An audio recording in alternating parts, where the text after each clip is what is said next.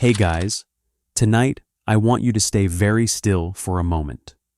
Do not reach for your phone. Do not adjust your pillow. Just stay exactly where you are and listen to what I am about to tell you. Because this story starts in a place that will make your skin go cold.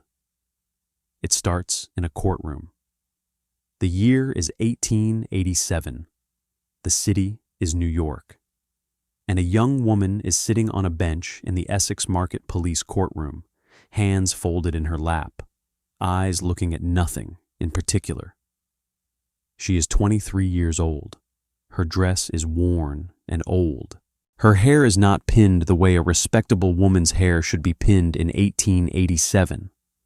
And she has not slept in 2 days, which she did on purpose because she needed to look the part.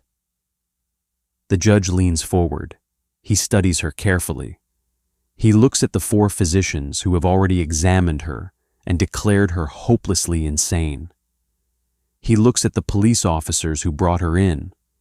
He looks back at the young woman on the bench, sitting so quietly, so calmly, with such a strange and distant quality in her eyes that the whole courtroom has already made up its mind about her.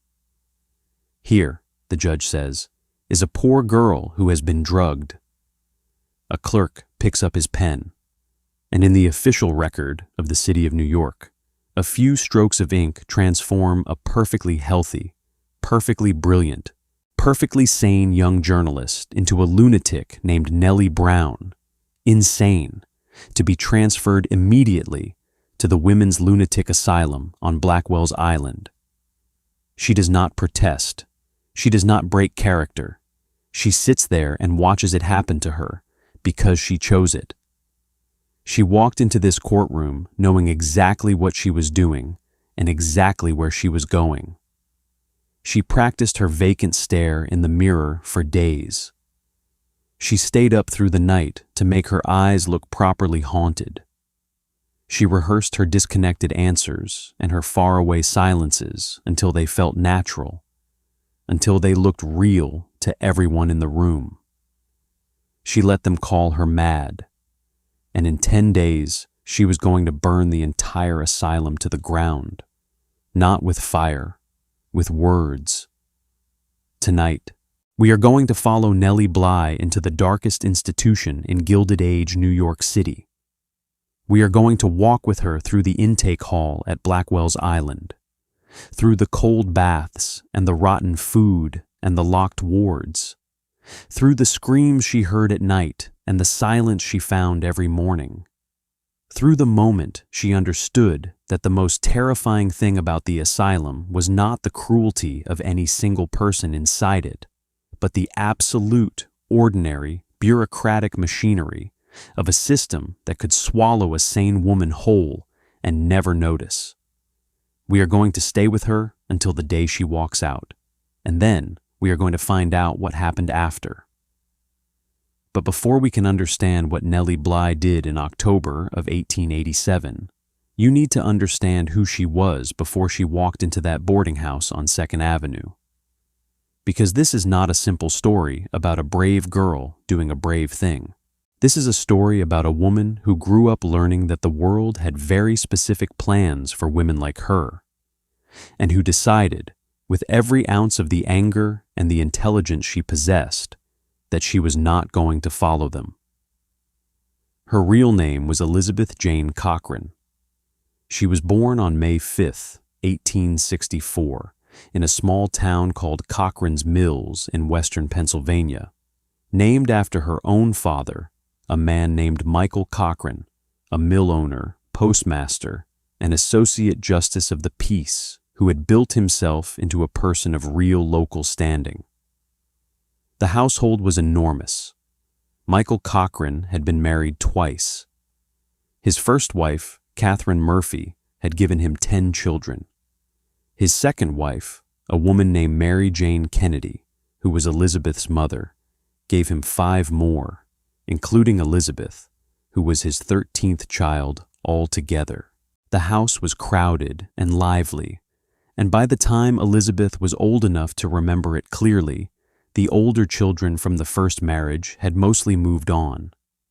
It was a full life, a comfortable life, and then her father died.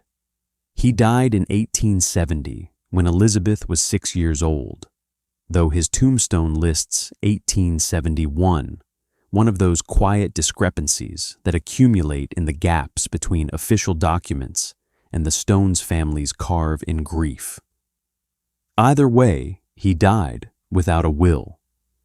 And without a will, everything he had built, the mill, the property, the mansion on Terrace Avenue in Apollo that the family had just moved into the previous year, passed through legal channels that left his widow and her children with almost nothing. Mary Jane and her 5 children subsisted on approximately $16 a week. Elizabeth was 6 years old when the floor fell out from under her family. This is important, not because a difficult childhood explains everything about a person. It does not. But the particular shape of this difficult childhood explains very precisely what Elizabeth Cochran would later understand about women and the law. She watched her mother struggle. She watched the courts process her father's estate in ways that protected every legal instrument except the people who needed protecting. She grew up inside a world that was telling her, in very clear and practical terms, that a woman without a man attached to her legal identity was a woman the system would simply not bother to catch. She remembered that. The family eventually resettled in Pittsburgh. Elizabeth enrolled at Indiana Normal School, what would later become Indiana University of Pennsylvania, intending to become a teacher, which was one of the few respectable roads available to a young woman of limited means in 1879. She could not afford to stay.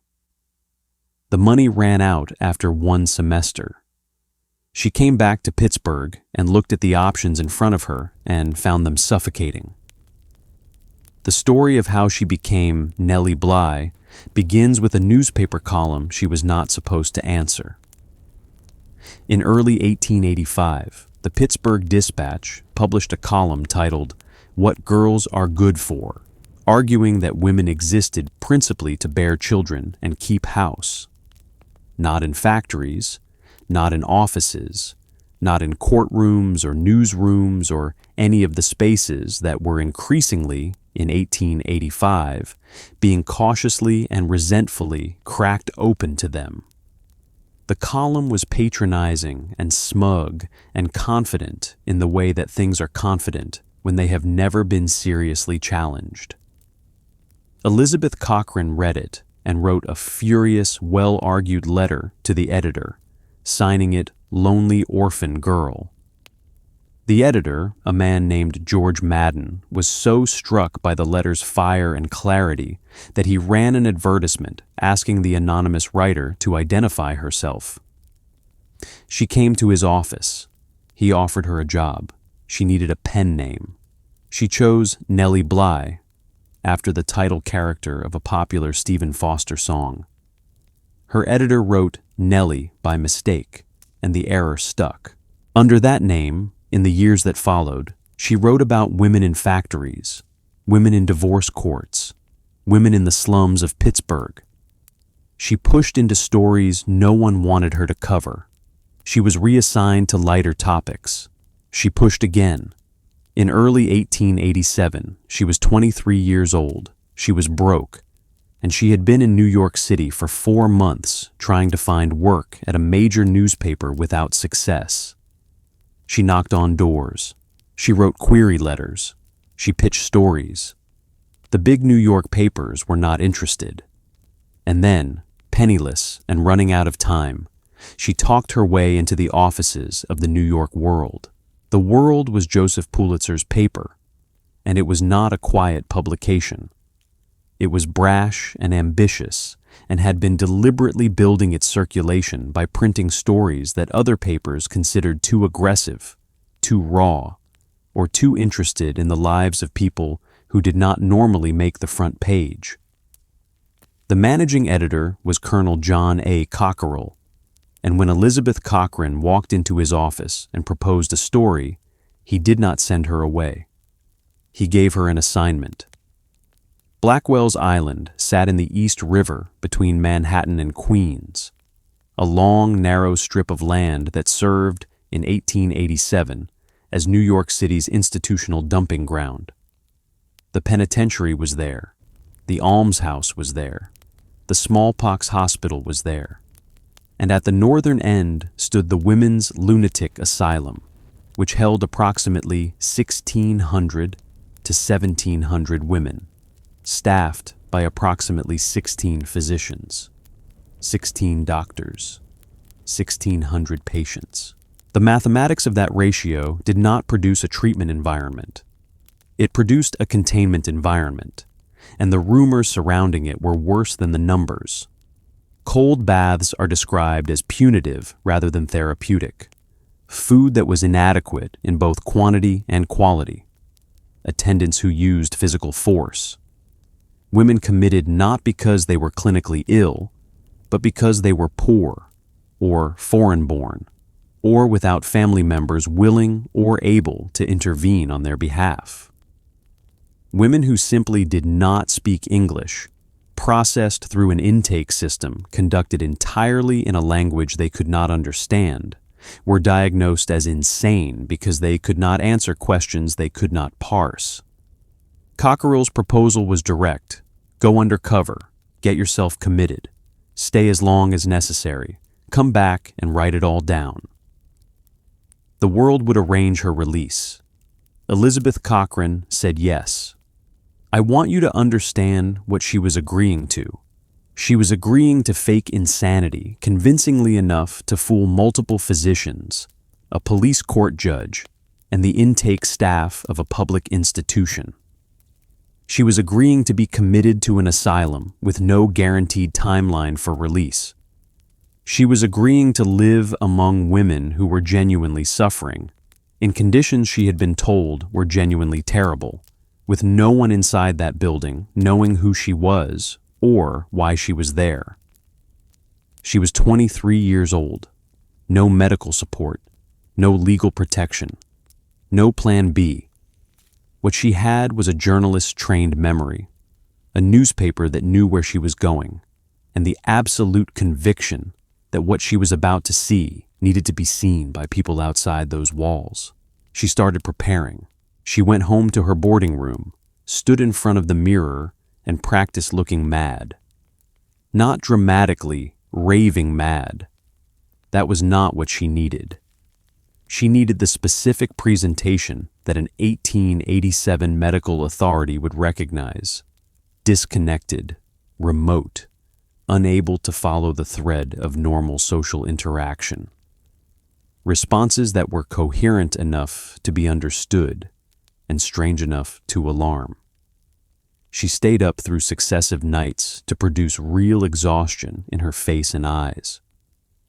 She rehearsed until the performance was reliable. On the morning of Saturday, September 24th, 1887, Elizabeth Cochran checked into the temporary home for females at 84 2nd Avenue, a boarding house for working-class women on the Lower East Side of Manhattan. She signed in as Nellie Brown. She sat in the common room with the other residents, and she began. She stared without focusing. She made remarks that did not connect cleanly to what was being said around her. She asked repeatedly about travel trunks she did not own. She refused to sleep. She told the assistant matron, "There are so many crazy people about, and one can never tell what they will do." Within less than 24 hours, the women in that boarding house were frightened. The matron called the police. The police transported her to the Essex Market Police courtroom. At Essex Market, 4 physicians examined her. One concluded she had been drugged with belladonna. Another described her as positively demented, a hopeless case. The other 2 reached the same conclusions. Not one of them suspected a deliberate performance.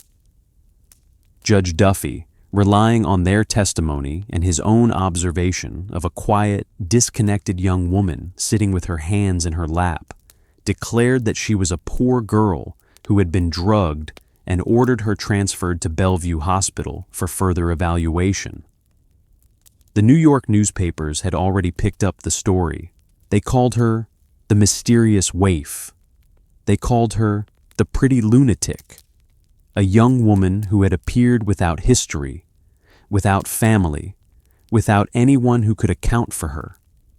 At Bellevue, additional physicians reached the same conclusions. The staff at the boarding house gave statements describing someone frightening and strange. Nobody looked past the performance.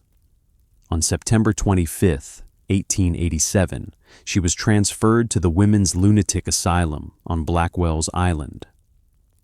She would write later that the first thing she registered when she stepped through the intake doors of the asylum was sound. Not screaming, not weeping. Something lower and more diffuse than either. The ambient register of a large number of human beings in distress, distributed across multiple locked wards in a building designed to contain noise rather than carry it. She had prepared for the physical conditions. She had not prepared for that sound. She stopped performing. On Blackwell's Island, in the fall of 1887, she no longer needed to. The institution would treat her as a patient, regardless of how she presented, because that was what the intake paperwork said she was. The Women's Lunatic Asylum was a publicly funded institution, administered by New York City's Department of Public Charities and Correction, staffed at a ratio that made sustained individual attention to any patient arithmetically impossible. A warehouse. That is what the mathematics produced. Not a hospital, a warehouse, a bureaucratic system organized around routine, minimal expenditure, and the administrative processing of women delivered there by court order, women who had no legal mechanism readily available to contest their confinement. The women Elizabeth Cochran met inside those walls had arrived by different paths, but many of them shared one condition.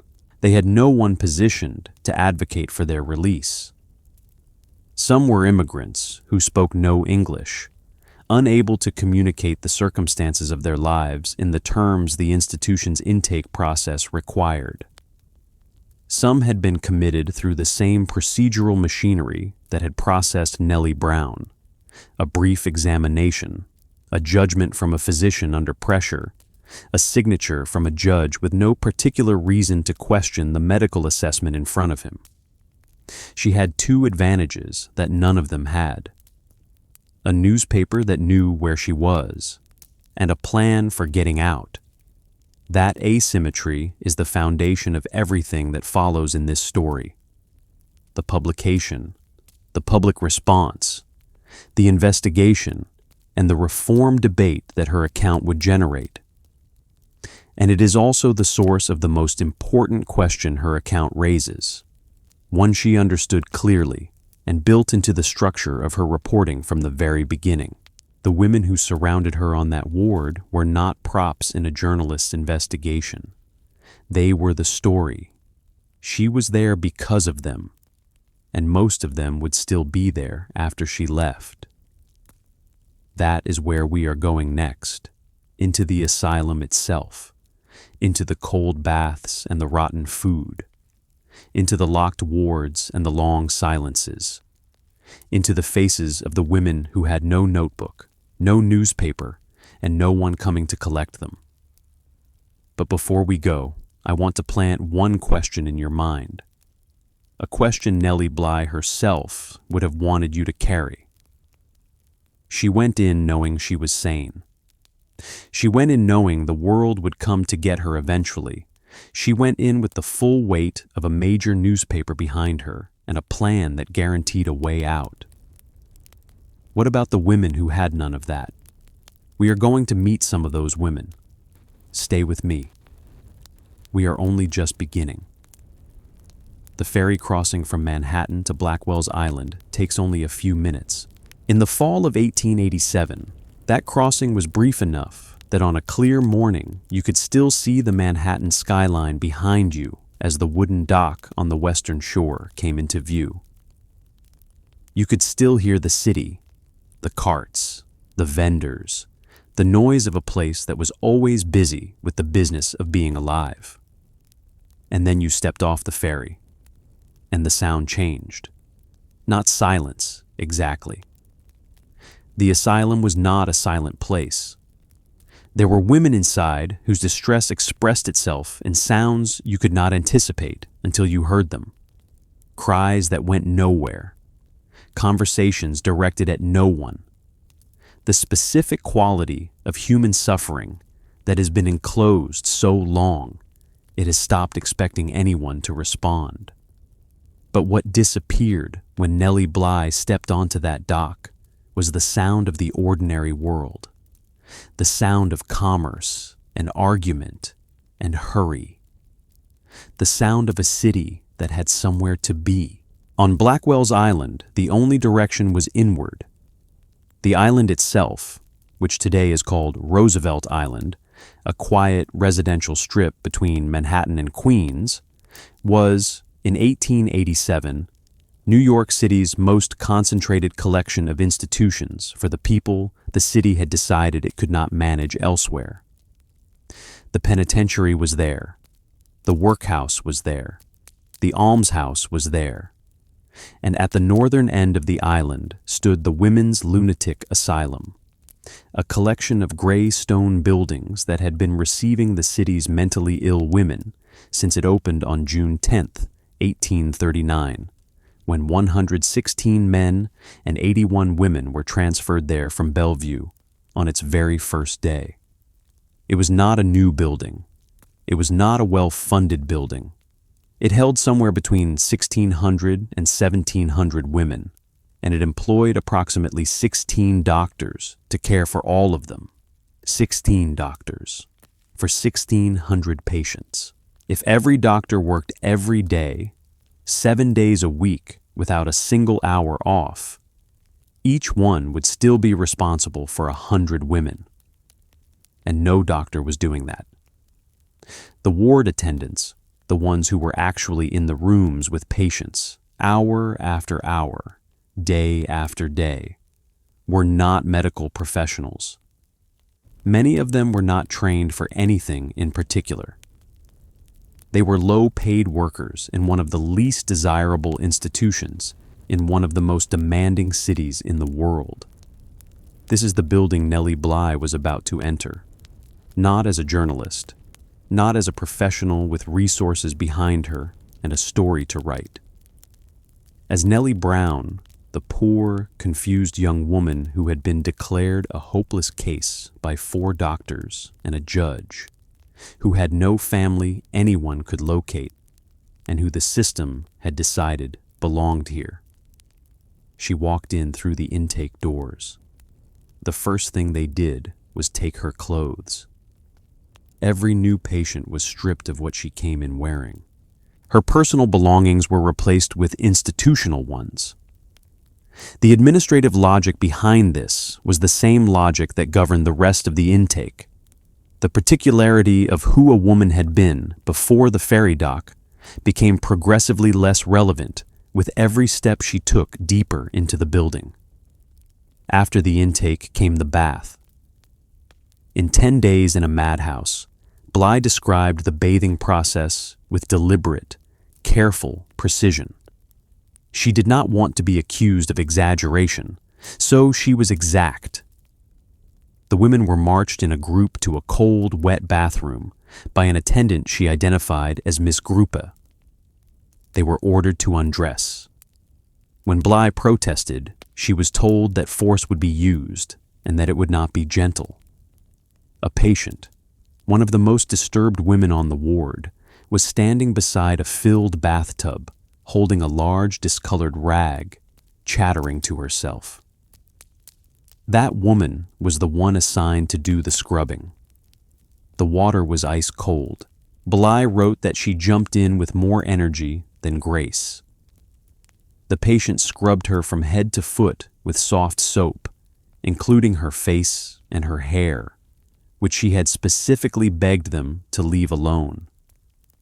Then came 3 buckets of ice-cold water poured directly over her head, into her eyes, her ears, her nose, her mouth.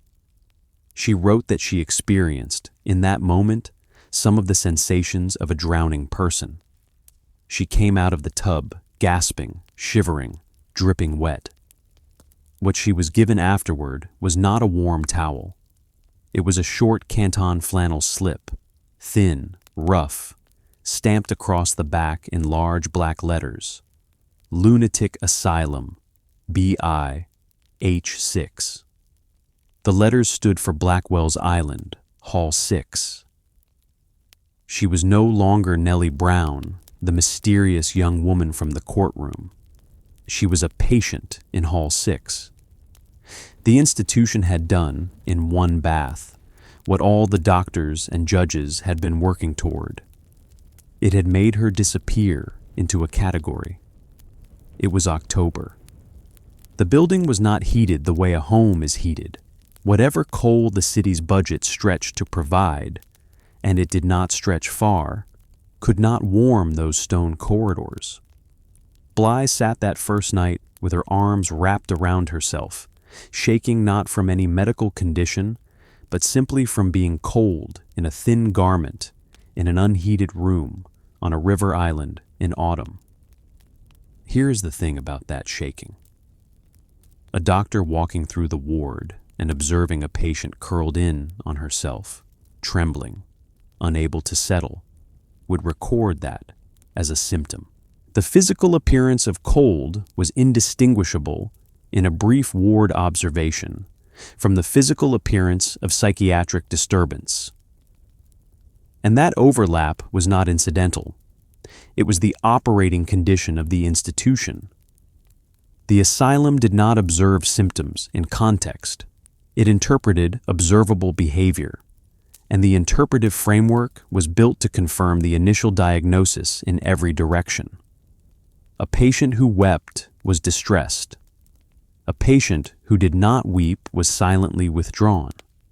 A patient who asked questions was agitated. A patient who stopped asking was retreating from reality. A patient who shook from cold was exhibiting symptoms. Every possible human response, to hunger, to cold, to fear, to loneliness, fed the same conclusion. You were there because you were mad, and everything you did was evidence of that madness. The only escape from this logic was to already be the kind of person the institution could not hold. Bly was that person, but she was the only one in her ward who knew it. Now I want to tell you about the food.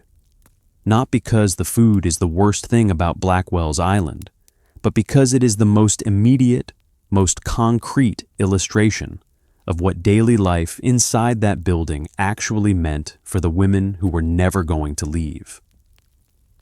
Breakfast was served in long dining halls, at rows of tables where women sat in enforced silence. The bread was hard and stale, the kind a baker in the city would have discarded as unsellable. The butter smelled spoiled. The tea was brewed in bulk under conditions that produced something with the color of tea and none of its warmth. Bly recorded that she could not eat it, not because she was performing symptoms, but because the physical reality of what was in front of her defeated her. But here is what matters more than Bly's reaction. The women around her ate it anyway, not because they did not notice the inadequacy. They ate it because refusing, making a point of the inedible food, pushing the plate away, raising a voice, would have been noted. And notations in the ward ledger had consequences. Accommodation was the only rational strategy in an environment where any expression of resistance was interpreted as a symptom. So, you ate the bread, you drank the tea. You did not say anything about it. Spoiled meat appeared at other meals with enough regularity that the women around her had long since stopped registering it as unusual. The gastrointestinal illness Bly observed in patients around her, distress that could easily have been attributed by staff to mental disturbance, to agitation, to the manifestations of psychosis, she recognized as something much simpler. They were sick from what they had been fed. Think about what that means. Think about what it means to be sick in an institution designed to treat illness because of the conditions of the institution itself, and then to have that sickness cited as evidence of the very illness the institution is supposed to be treating. The logic was circular. The circle had no exit. By her second day on the island, Bly had begun to understand something that no medical examination or legal proceeding in Manhattan had prepared her for. The women around her were not a single category of person. She had expected, coming in, to find herself surrounded by women whose behavior was obviously and consistently disordered. Women in acute psychiatric distress, disconnected from ordinary reality. Some of the women she encountered were in exactly that condition. She described them with compassion and without condescension, understanding that their suffering was real and that the care they were receiving was not remotely adequate to that reality. But a significant number of the women she met were something else entirely. There was a woman named Tilly Mayard. Bly encountered her on the ferry crossing to the island. They arrived together, transferred in the same group from Bellevue. Bly wrote, "I wondered if my companions knew where we were, so I said to Miss Tilly Mayard, 'Where are we?'" Tilly had been a nurse before her commitment. Bly described her as coherent, frightened, and increasingly desperate in a way she characterized as entirely rational given the circumstances. Tilly had entered the institutional system not in a state of acute psychiatric crisis, but in a state of physical illness and exhaustion. Somewhere between her initial examination and her placement on the ward, the medical record had classified her as mentally disturbed. That classification, once made and entered into the system, was extraordinarily difficult to reverse from the inside. Bly would later write, "Miss Tilly Mayard suffered more than any of us from the cold, and yet she tried to follow my advice to be cheerful and to keep up for a short time. And then there were the women who did not speak English." This is the part of Bly's account that historians have since identified as perhaps the most systematic and damaging feature of Blackwell's Island's operations. The commitment process in New York City in 1887 did not require a lengthy evaluation. A judge, relying on medical testimony, could sign papers committing a woman in a matter of minutes. For a woman who did not speak English, this process was a trap with no visible exit. You could not explain yourself to the doctor who examined you because the doctor was not asking questions in a language you understood. Your confusion, perfectly rational confusion, the confusion of a person who does not know where she is, who has been separated from her community, who cannot communicate with the people processing her. Read to a physician working quickly through a long list of patients as disorientation, disconnection from reality, evidence of insanity. You were committed not because of what you thought. You were committed because of what you could not say, in time, in the right language, in the right room. Once on the island, the same problem continued every day. The ward staff did not speak your language. Your attempts to explain your circumstances, your sanity, your fear, your confusion, were recorded as symptoms.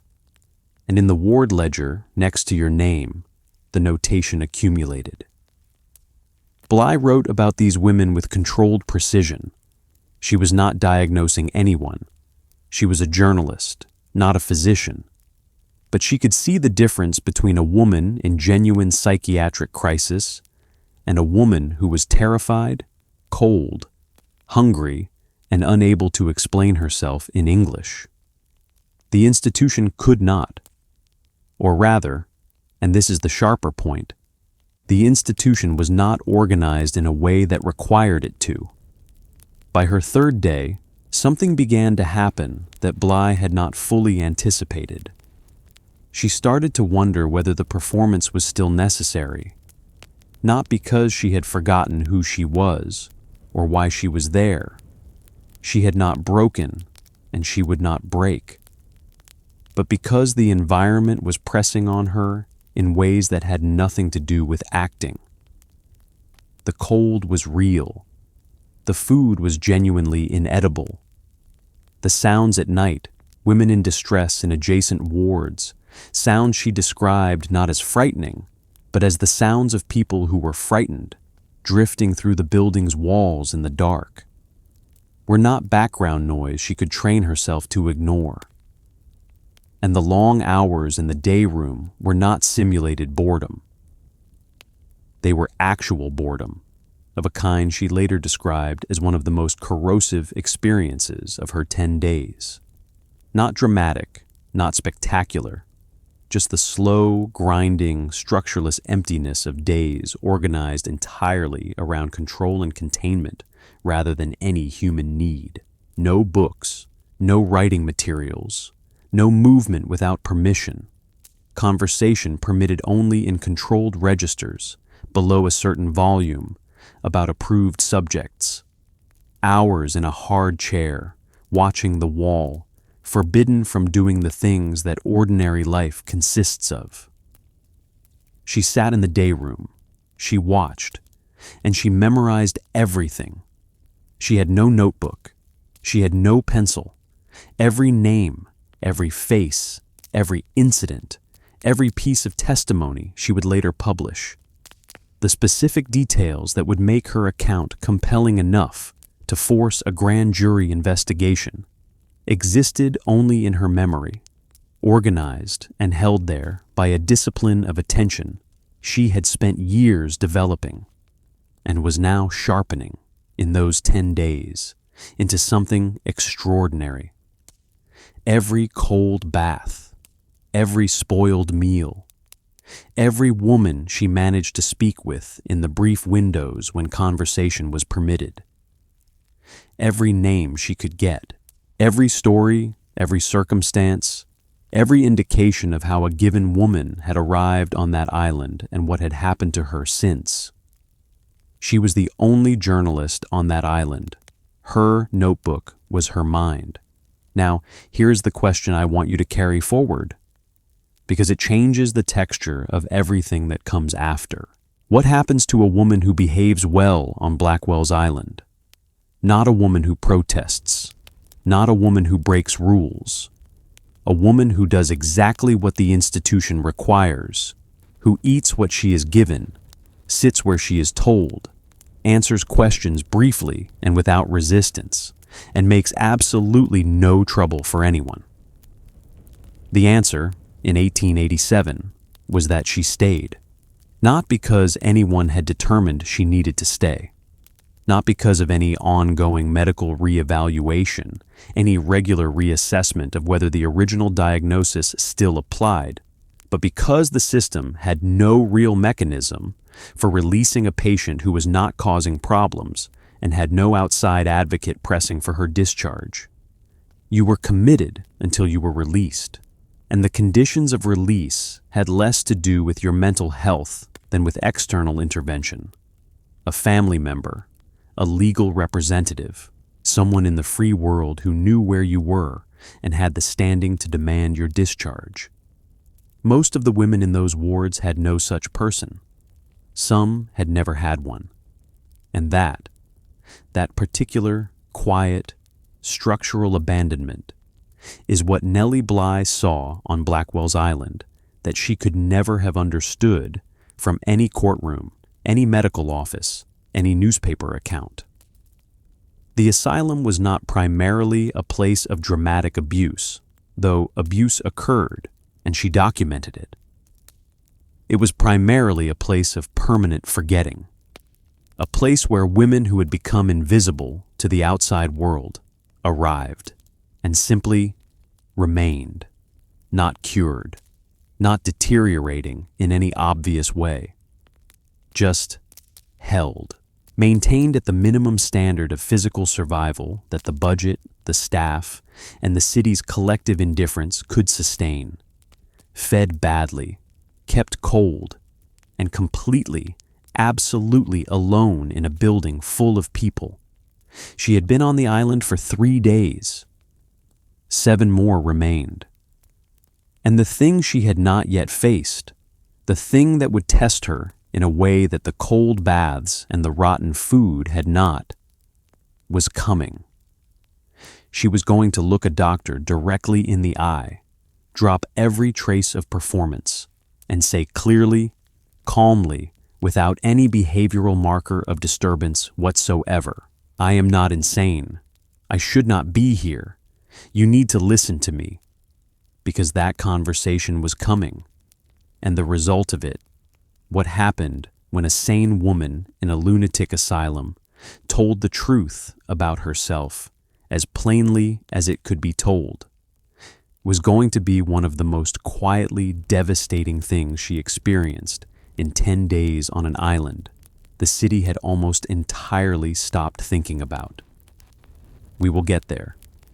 But first, I need to tell you about the nights. Because the nights on Blackwell's Island in October of 1887 were unlike anything Nellie Bly had ever experienced, and unlike anything that can be fully conveyed in language.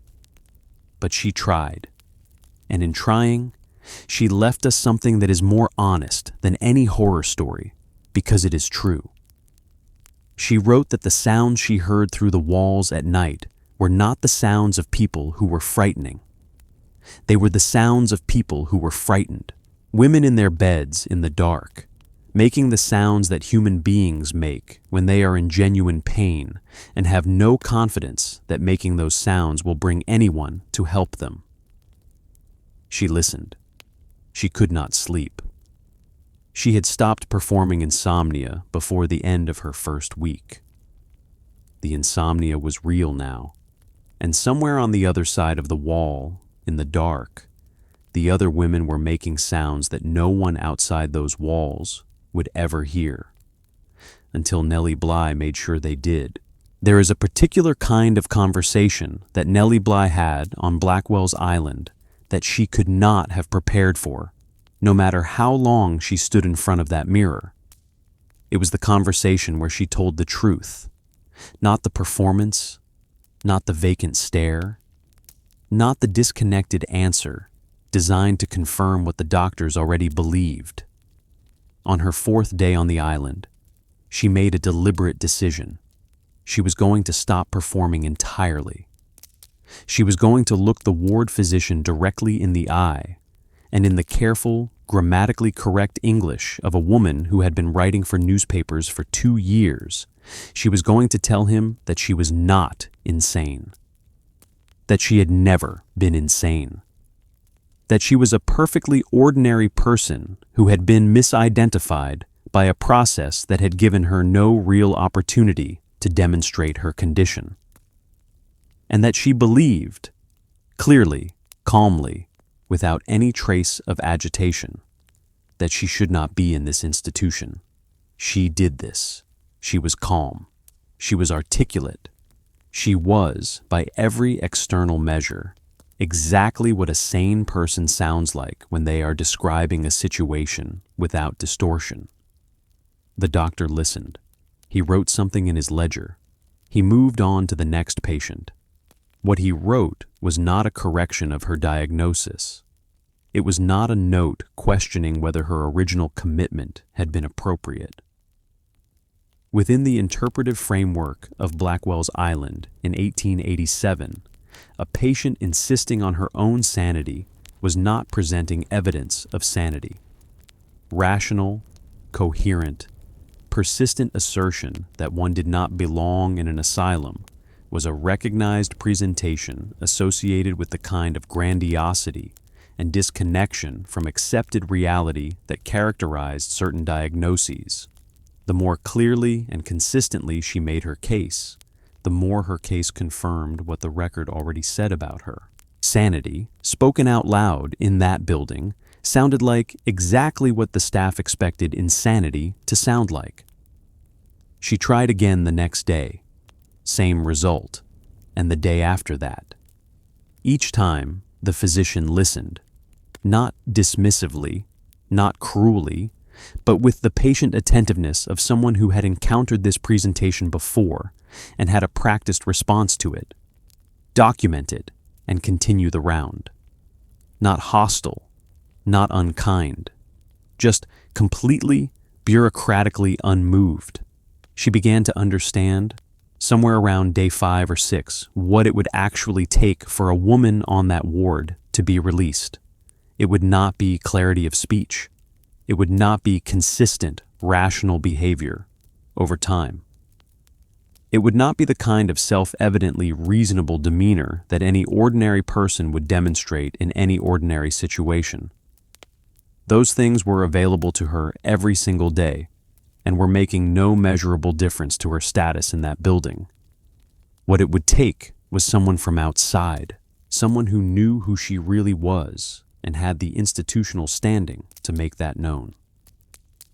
Someone who existed in the world of free people and legal persons and city offices, the world on the other side of the East River, the world that the ferry connected to, but that the asylum had effectively severed for every woman inside it. For Bly, that someone was the New York world. She knew they were sending an attorney. She had been told before she entered the boarding house that the paper would arrange her release. But she had not been told exactly when, and on day 5, day 6, day 7 of 10, the knowledge that someone was coming had to compete with the daily physical reality of a place that provided no evidence in its routines, in its architecture, in its staff's behavior, that anyone from that world had any intention of arriving.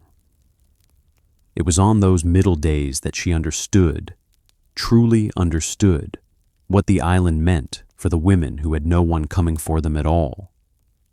The ward doctors at Blackwell's Island were not, as a rule, people who had chosen this assignment out of a strong commitment to psychiatric medicine. The institution operated within the New York City Department of Public Charities and Correction, an organization that was primarily administrative in its orientation. The institutional standard was not clinical improvement. It was ward management, whether the wards were orderly, whether records were maintained, whether daily routines were completed. A physician conducting a 15-minute round through a ward of 50 to 100 patients was meeting every expectation of the system he worked within. The system did not require him to do more. This is not an excuse. It is an explanation of how routine cruelty becomes invisible. Because the cruelty that Bly documented was not, for the most part, the cruelty of exceptional people doing exceptional things. It was the cruelty that emerges when institutional indifference is the operating mode, when the people doing the work are underpaid and unsupported, when the patients in their care have been legally classified as incapable of reliable testimony about their own experience, and when the entire structure gives no one at any level a particular incentive to improve anything. That structure produced specific, documented consequences. The attendants, the ward staff present in the rooms with patients hour after hour, were low-wage workers managing a genuinely difficult environment with the only tools the institution provided, which were not medical tools. They were tools of containment, instructions, commands, and when those failed, physical compliance. Bly documented attendants striking patients as routine correction rather than crisis response. A patient who kept talking after being told to be quiet was struck. That patient's subsequent distress, flinching, weeping, increased agitation, was recorded in the ward ledger as agitation. She documented the use of physical choking as a form of restraint applied to patients who resisted direction. She documented one incident that she found among the most disturbing in its specificity. A woman in the ward was struck hard enough to produce a black eye. When the doctors later noticed the injury and asked the nurses about it, the nurses told them that she had come into the facility that way. The doctors accepted this. Not because they were dishonest, exactly, but because the woman with the black eye was a patient, and patients, in the official framework of that institution, were not reliable witnesses to their own experience. None of this required the attendants to be monsters. Bly was careful about this in her account, and it is worth preserving.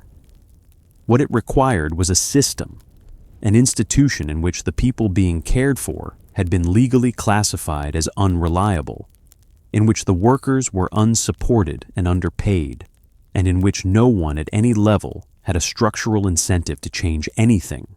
The behavior she documented was not the behavior of unusual people. It was the predictable output of an unusual set of institutional conditions applied to ordinary human beings. Now I want to tell you about Tilly Mayard, because what happened to Tilly in those middle days is one of the things that stayed with Bly the longest.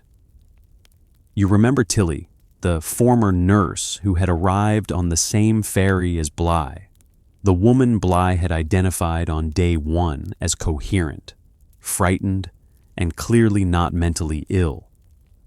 Tilly had entered the institutional system not in a state of acute psychiatric crisis, but physically ill and exhausted. The medical record had classified her as mentally disordered, and from the inside, that record was extraordinarily difficult to reverse. As the days passed, Bly recorded what she witnessed in terms that came directly from her memory, because she had no notebook, and she needed to be precise. As the days passed, Miss Tilly Mayard's condition grew worse. She was continually cold and unable to eat the food provided. But here is the detail that I cannot move past.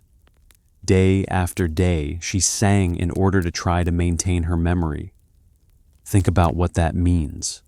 Not singing for comfort, not singing from happiness, singing as a deliberate daily act of self-preservation. A woman using the only tool left to her to stay connected to who she had been before the ferry dock. A woman who had been a nurse, who had understood in some part of herself that the institution had not yet reached, that if she stopped being able to remember herself, something that could not be recovered would be gone. Day after day, she sang. And then one day, the nurse told her to stop.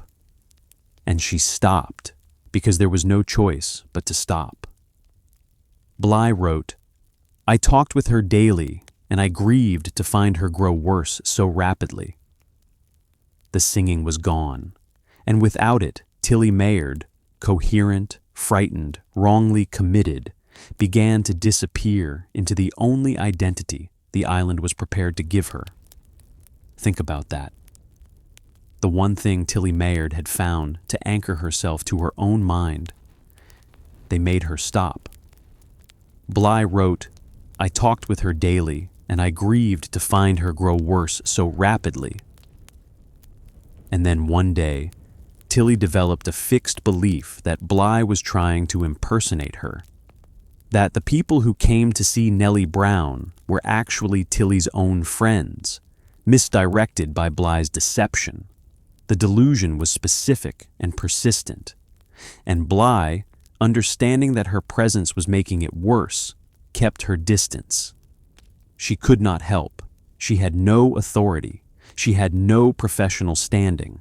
She had only observation, and the discipline to hold it intact until the day she could write it down. By around day 6, something else was beginning to happen in the ward. something Bly documented not as a single event, but as a pattern. And patterns, in that environment, mattered more than incidents. She had noticed by now the range of women on her ward. Some were in genuine acute distress, women in real psychiatric crisis, suffering visibly, in need of genuine medical care that this institution was not providing. She described these women with compassion and without condescension. Their suffering was real. The inadequacy of their care was real. But a significant portion of the women she spent her days with were something else. There were women who spoke no English, a category that Bly identified as particularly and systematically at risk. The commitment process in 1887 did not require extended evaluation. A judge, relying on physician testimony, could sign commitment papers in minutes. For a woman who could not communicate in English, that process was a trap with no visible exit.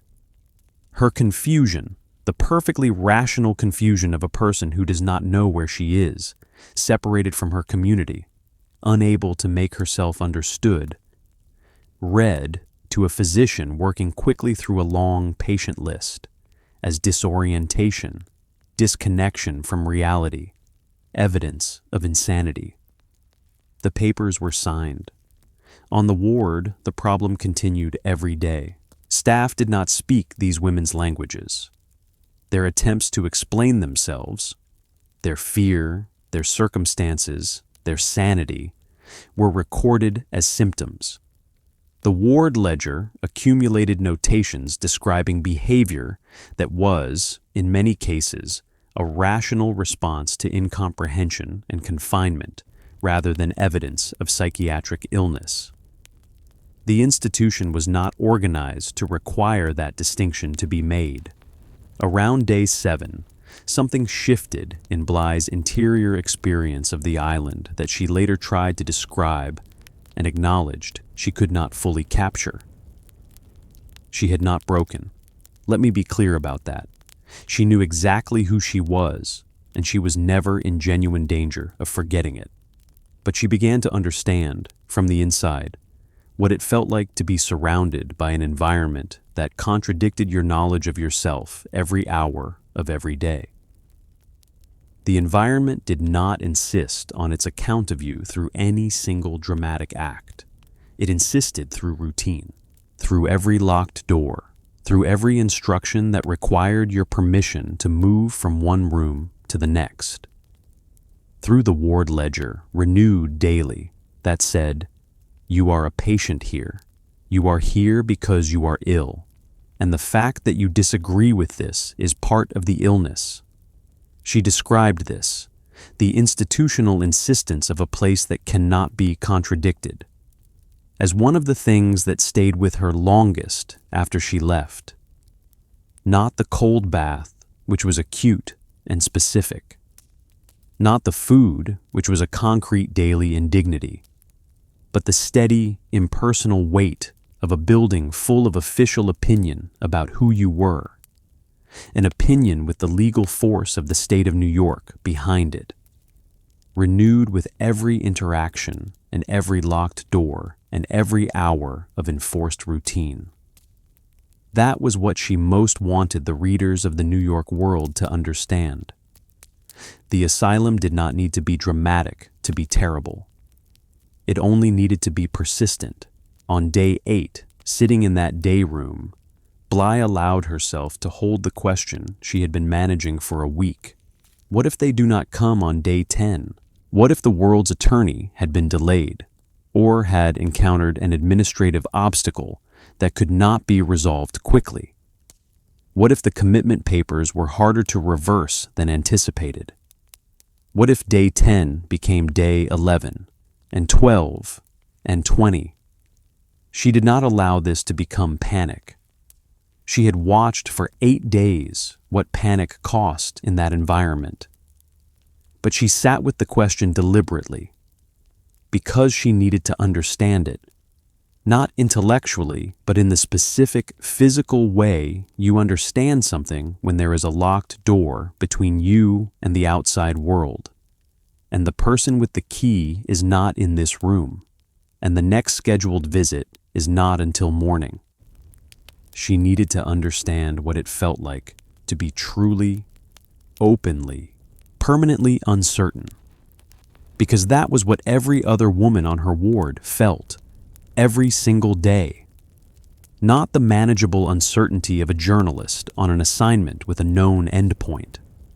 The real uncertainty of a woman who had been legally declared incapable of managing her own circumstances, housed in an institution that had no mechanism to question that declaration, surrounded by people whose daily labor depended on accepting it, in a building on an island in a river, in the middle of a city that had stopped thinking about her entirely.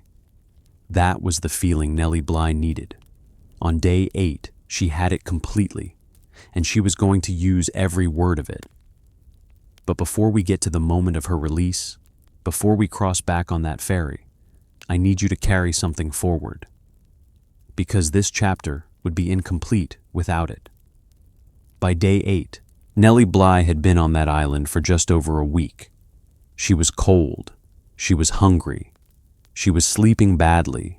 She was 23 years old. And she was, by any measure, holding up. She was holding up because she had a story to write. Now ask yourself what held up the women who had no story. What kept Tilly Mayard singing every day to remember herself, until the day they took that away from her too? What kept the women who spoke no English sitting at their assigned places at the dining table, eating food they knew was wrong, in silence they had been ordered to maintain? What kept the women who had been on those wards for months or years from dissolving entirely into the identity the institution had given them? Bly wrote about this with a care that is one of the most overlooked qualities of her account. She did not treat the women she met as passive victims of a system too large to resist. She noted their small resistances, a joke passed quietly between two women in the day room, a quality of compliance that was technically correct and unmistakably refusing to be anything more. A look exchanged above a bowl of spoiled food that said, without any words at all, exactly what both women thought of their situation. They were maintaining themselves, not dramatically, not heroically in any theatrical sense, just with the ordinary, daily, unremarkable insistence of people who had not yet let go of the idea that they were people. And that quiet, undocumented, individually uncelebrated insistence was precisely what Blackwell's island was designed to erode. Not suddenly, not brutally, but slowly, the way water works on stone. The cold and the hunger and the locked doors and the official record of your madness, day after day, working together, not with force, with time. Tomorrow was day 9. She was going to wake up on that island one more time. She was going to add one more day to the record in her head. And the day after that, day 10, the New York World's attorney was expected to arrive. Whether that would produce her release, and how quickly, she did not know. What she knew was that when she stepped onto that ferry and crossed back to Manhattan, she was going to sit down and write everything. Every name, every face, every incident, every woman whose story she had held inside her memory for 10 days in the dark. And she knew something else. The 1,700 women still on that island when she left, they would not be on that ferry with her. On day 10, a man came to the island who had not been committed to anything. He arrived through the proper administrative channels, the front entrance, the paperwork desk, the correct official doors, carrying documentation that the New York World had prepared on his behalf. He was a lawyer representing the newspaper, and his visit was not a rescue in the dramatic sense. There was no argument, no confrontation, no scene in the ward where someone had to be convinced. The institution simply processed his paperwork the way it processed all paperwork, and when the processing was complete, Nellie Bly was no longer a patient. That was how it worked. Not a medical determination that she had recovered, not a reassessment by the doctors who had examined her 10 days earlier and found her to be a hopeless case, not a formal review of her commitment, not a hearing, not a judge signing a reversal of the original order. Just a lawyer from a newspaper, holding the right documents, moving through the right channels. The institution opened its doors because the institution responded to institutional authority, and the New York world had it, and the women left behind on that ward did not. Bly walked out of the building. She crossed the dock. She took the ferry across the East River. She watched the island recede behind her, the way it had appeared before her 10 days earlier. And this time, the city sounds came back. The carts, the vendors, the noise of a place moving toward its own purposes. She was in those sounds again. She was part of the ordinary world again, and she left behind her something she could not carry. She wrote later, "I left the insane ward with pleasure and regret. Pleasure that I was once more able to enjoy the free breath of heaven. Regret that I could not have brought with me some of the unfortunate women who lived and suffered with me, and who, I am convinced, are just as sane as I was and am now myself." She had been on Blackwell's Island for 10 days.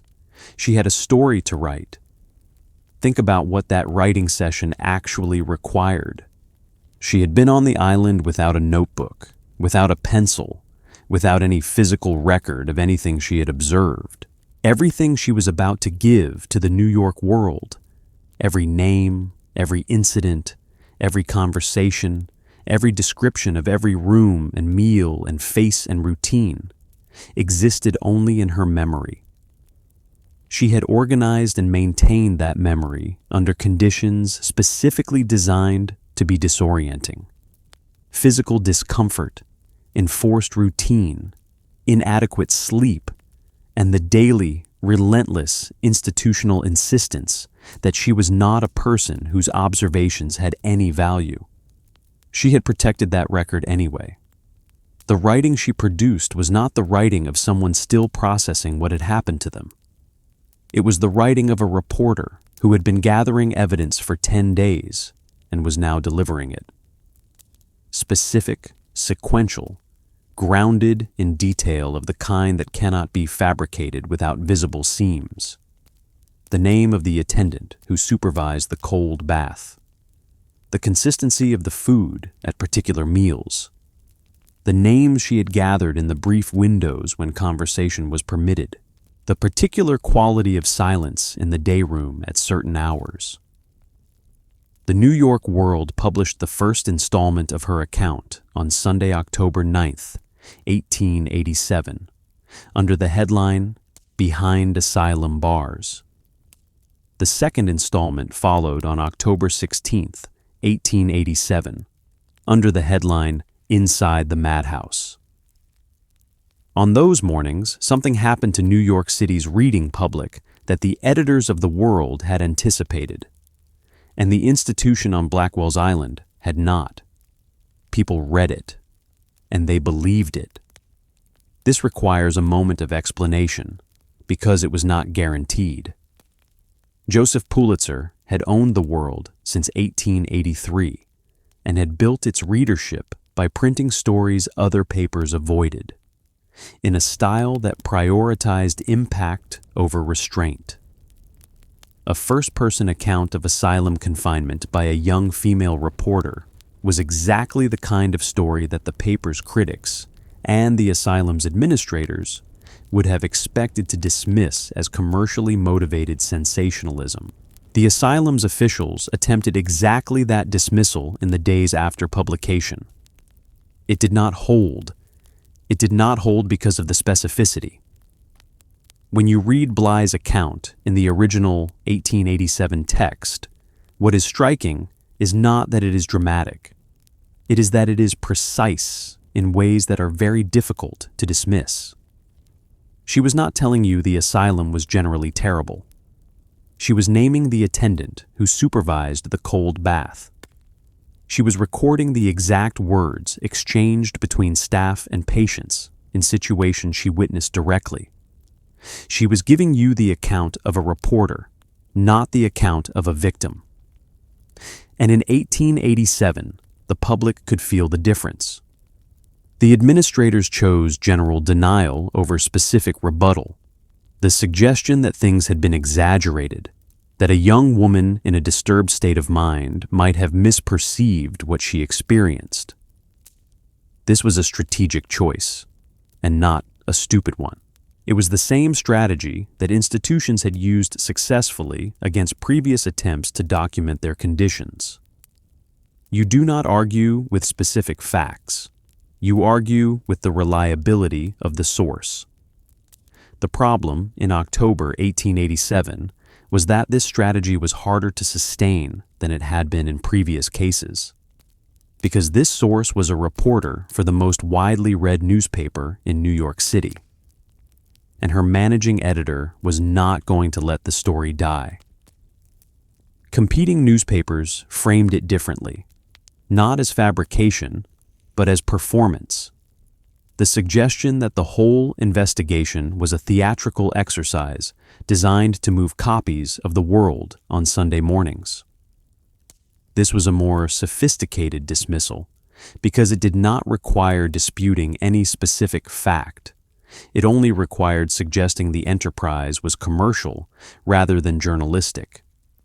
The commercial dimension was real. Bly did not dispute it. Her argument, stated directly in her account and in the preface to the 1887 book edition of 10 Days in a Madhouse, was that commercial motivation and factual accuracy were not in conflict. The baths happened whether or not they sold newspapers. The food happened whether or not it helped circulation. The women on that ward existed whether or not a managing editor thought their story would land on a Sunday front page. The truth of the story was not diminished by the fact that the truth was also profitable.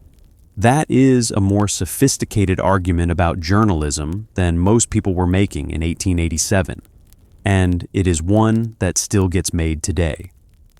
And then the grand jury convened.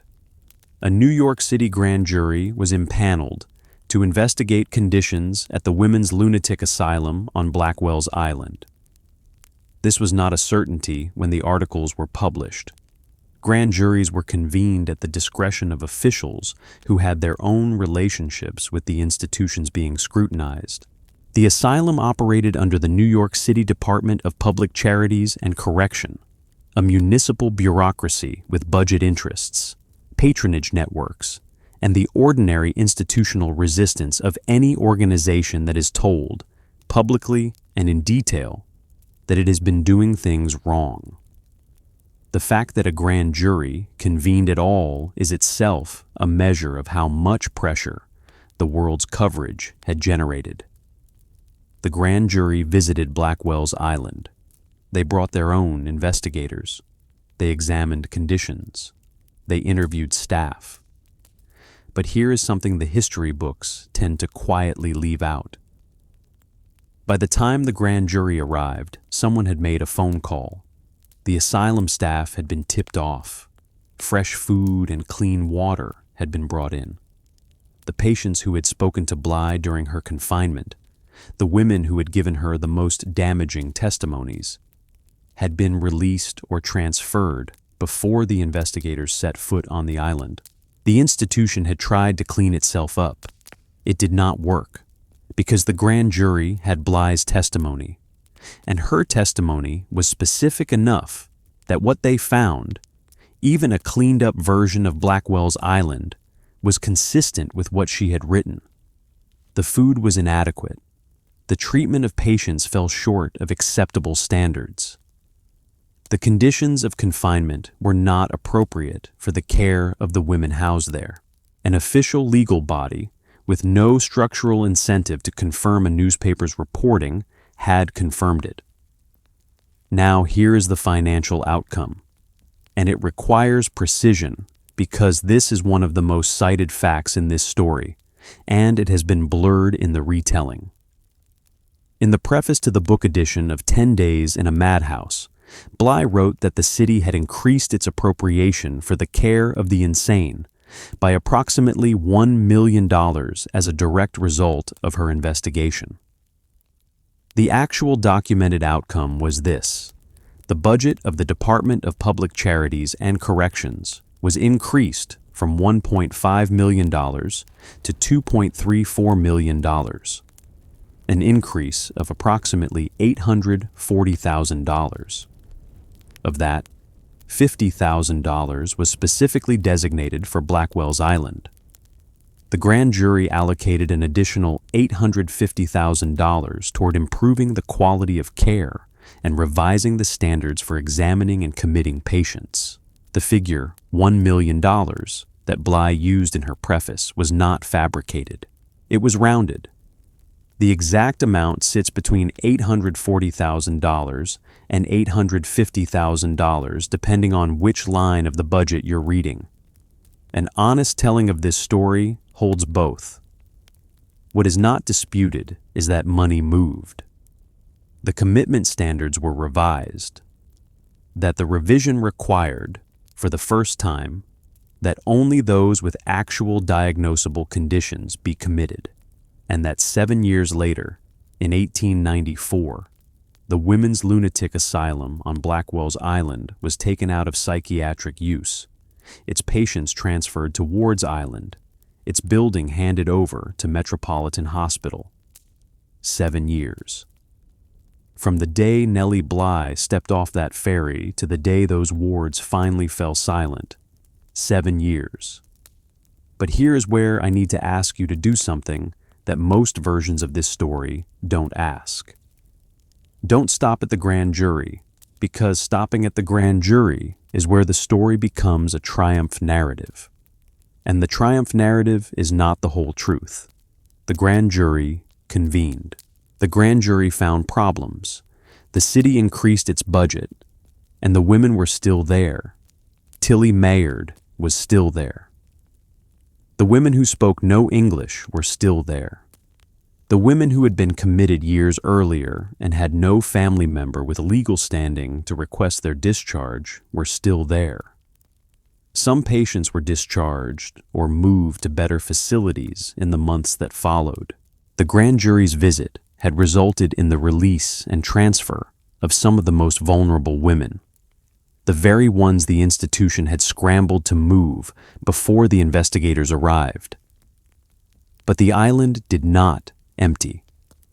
The wards did not close. Not yet. The legal mechanism that had placed those women there, the vague, physician-deferential, procedurally thin commitment process that Bly had walked through in 2 days, was not abolished by a newspaper article or a grand jury report.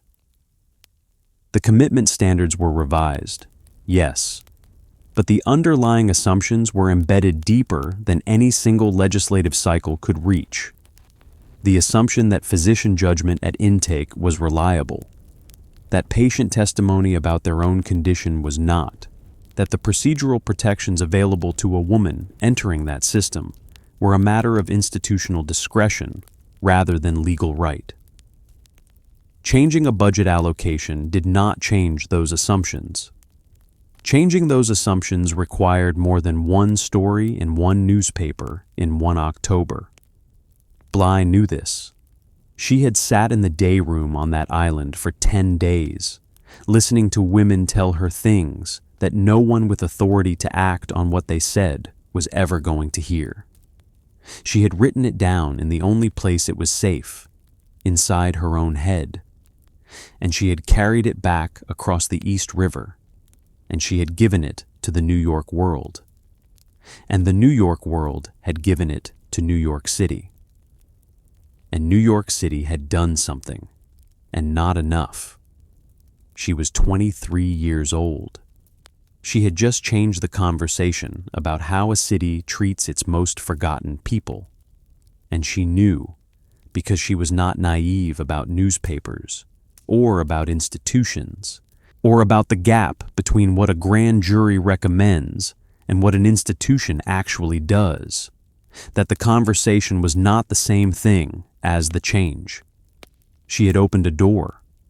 What happened beyond it was up to forces larger than any single reporter, but she had opened it. And on that Sunday morning in October 1887, when the people of New York City picked up their copies of the World and began to read, the door was open for the first time. And for the women still on Blackwell's Island, still sitting in the day room, still eating whatever the budget stretched to provide, still waiting for the sound of a key that most of them had stopped expecting, that door being open, even partially, even imperfectly, was more than they had had the day before. It was not enough. But it was not nothing. And in the history of every institution that has ever decided some people are too inconvenient to deserve due process, the difference between nothing and not nothing is exactly the distance that journalism can travel, no further and no shorter. There is a third article that almost nobody talks about.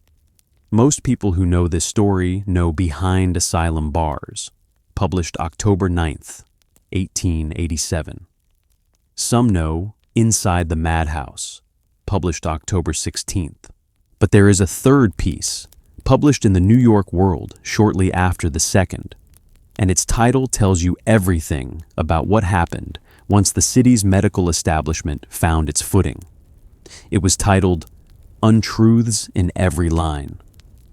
Those words were not written by Bly. They were written by the asylum's defenders, officials, physicians, and institutional representatives who had read her account and decided that the most effective response was not to address the specific conditions she described, but to attack the reliability of the account itself. The strategy was precise.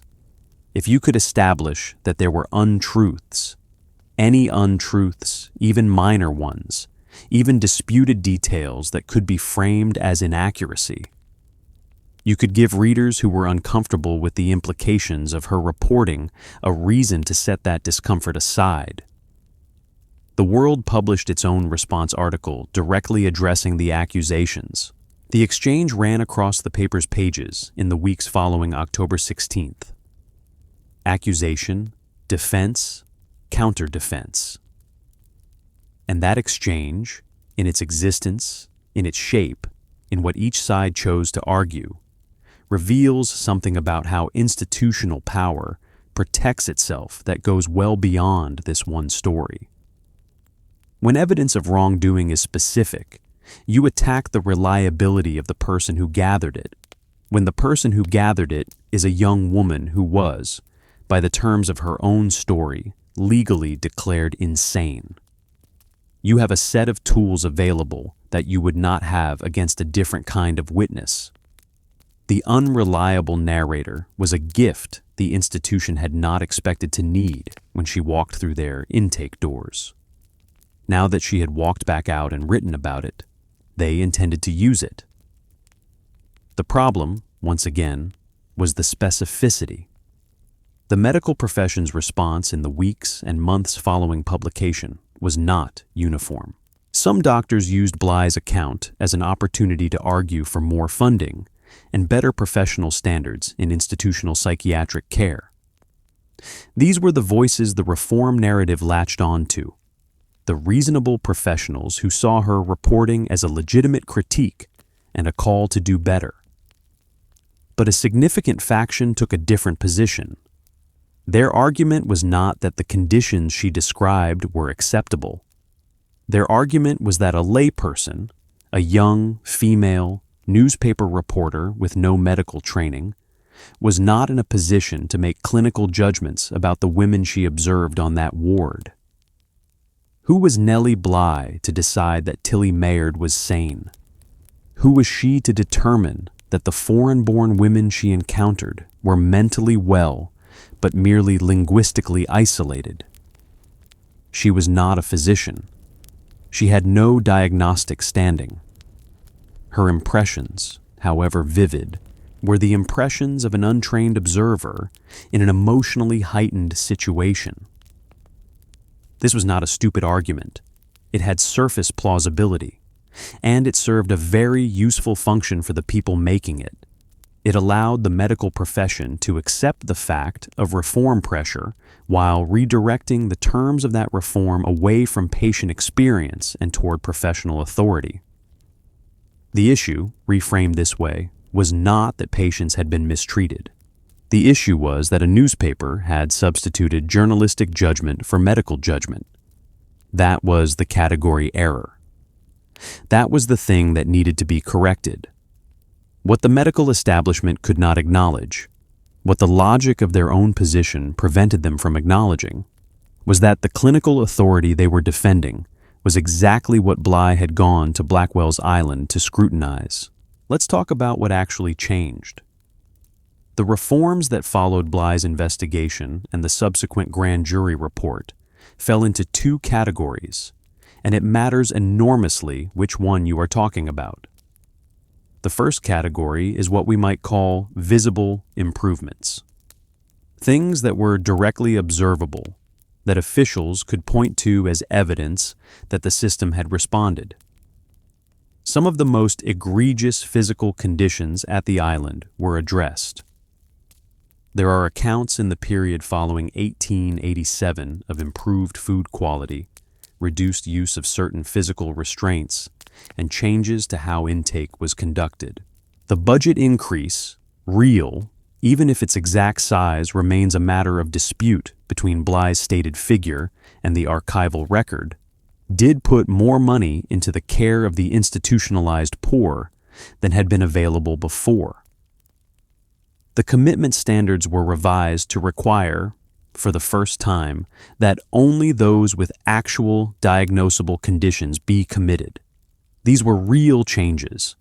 For a woman committed to that island in 1888, rather than 1887, some things were measurably better. That is not nothing. The second category is what we might call structural persistence. The things that did not change because the reforms did not reach far enough down into the system to touch them. The commitment law, the vague, physician deferential, procedurally thin process that had allowed Bly to be declared a hopeless case in 2 days, was not meaningfully reformed in the period immediately following the investigation. The fundamental legal presumption that physician assessment at intake was reliable and patient testimony about one's own condition was not, remained intact. The social assumptions that made poor women, immigrant women, and women without family advocates particularly vulnerable to institutional commitment were not addressed by any official body. Grand juries can make recommendations. Newspapers can generate outrage. Budgets can be increased. None of those things, individually or collectively, can dismantle a set of assumptions embedded in the professional culture of medicine, the precedents of law, and the social arrangements of a city that had decided, long before 1887, that Blackwell's Island existed because some of its residents needed to go somewhere. The island persisted. The wards filled again. The women who were already there before October 9th, 1887, were still there. Some were eventually discharged. Some improved. Some simply aged within those walls until they died there. The historical record does not follow most of them individually, because the historical record was not organized to follow them. They were patients, not subjects. They had no bylines, no lawyers, no managing editors. They had ward numbers. In 1889, Nellie Bly went around the world in 72 days, 6 hours, and 11 minutes. She departed from Hoboken, New Jersey on November 14th, 1889, inspired by Jules Verne's fictional Phileas Fogg from around the world in 80 days. And she beat that fictional record by nearly 8 days. She was greeted by Jules Verne himself in France during the journey. She came home to cannon fire and a hero's welcome. It was a spectacular piece of journalism, a genuine physical achievement, and a further demonstration of what she was capable of when given the latitude to work on an enormous scale. What it also was, structurally, was a story that had nothing to do with Blackwell's Island. The public's attention moved with her. That is not a criticism. She had written what she had to write about the asylum. She had published it. The grand jury had investigated. The reforms had been implemented to the extent they were going to be, and the story had run its course in the news cycle. You cannot sustain public outrage at the same pitch indefinitely about the same institution. Newspapers do not work that way. Audiences do not work that way. But here's the consequence that no one was responsible for, and everyone should sit with. When the press moved on, the accountability moved with it. The grand jury had done its work. The budget had been adjusted. The visible improvements had been implemented. And with those actions complete, the mechanism that had driven them, sustained public attention, generated by journalism, maintained by editorial will, was no longer operational. What remained was the institution itself, administered by the same department, drawing from the same municipal budget, working within the same legal framework, staffed by people who were still underpaid and undertrained, housing women who still had no effective legal mechanism to challenge their own confinement. Blackwell's Island did not become what it was in 1887 again overnight. But it also did not become what the grand jury's recommendations had envisioned. It became what underfunded, overcrowded, understaffed public institutions become when the spotlight moves. Adequate enough to avoid scandal, inadequate enough that the women inside were still not being helped in any meaningful medical sense. 7 years later, in 1894, the women's lunatic asylum on Blackwell's Island was taken out of psychiatric use. Its remaining patients were moved. The wards that had held Nellie Bly's neighbors went quiet, 7 years from the day she stepped off that ferry. Now I want to talk about the women Bly could not fully save from historical silence. In 10 days in a madhouse, she recorded what she could: first names, nationalities, brief biographical sketches drawn from the limited conversation the ward's rules permitted. The woman who had been a nurse, the women who spoke no English, the women who had been placed there by family members who no longer wanted them. These women exist in the historical record almost entirely through Bly's account of them. Their own voices, what they believed about their situation, what they had experienced before the island, what became of them after, are largely absent from any surviving document. Ward ledgers record admissions, discharges, and clinical notations. They do not record what a patient said to another patient in the 10 minutes of conversation the schedule allowed. Bly gave them what she could, visibility, however brief, in a widely read newspaper. For the first time, the reading public of New York City had names, even partial names, even first names only, attached to the kind of suffering that had previously existed only in administrative categories. That is not nothing. Giving a person a name in print is not nothing. But historians working on this period have noted something important to acknowledge directly. Bly's account was necessarily filtered through her own perspective and social position. She was a white American journalist with professional training and a newspaper's backing.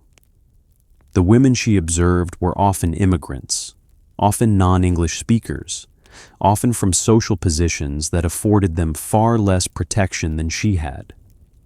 She saw them with genuine sympathy, but she also saw them as a reporter sees subjects, and the story she was there to tell was ultimately hers. The women she met on that ward were the evidence for an argument about journalism and institutional accountability. They did not choose that role. They had no control over how they appeared in it. This is not a reason to dismiss what she did. It is a reason to hold it completely. Here's where I have to be honest with you about what came later. Because the story of Nellie Bly and Blackwell's Island did not stay in 1887. It became a legend. And like most legends, the version that traveled furthest from the original event was not entirely accurate. In 2015, a biographical film called 10 Days in a Madhouse was released, presenting itself as based on a true story. Its IMDb description tells you what the filmmakers added to make it commercially viable: to expose corruption, abuse, and murder. Murders. The murder plot was not in Bly's documented account. It was not in the grand jury findings.